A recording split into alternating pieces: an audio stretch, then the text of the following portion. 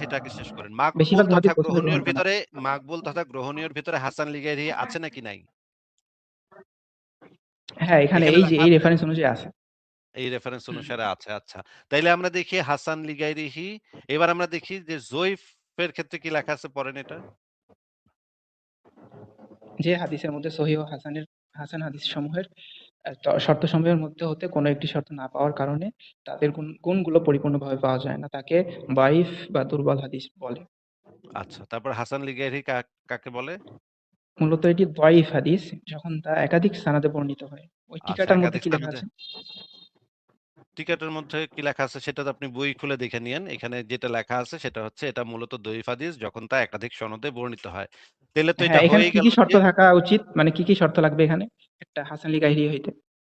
এই যে একাধিক এখানে তো লেখাই আছে একাধিক সনদে বর্ণিত হয়।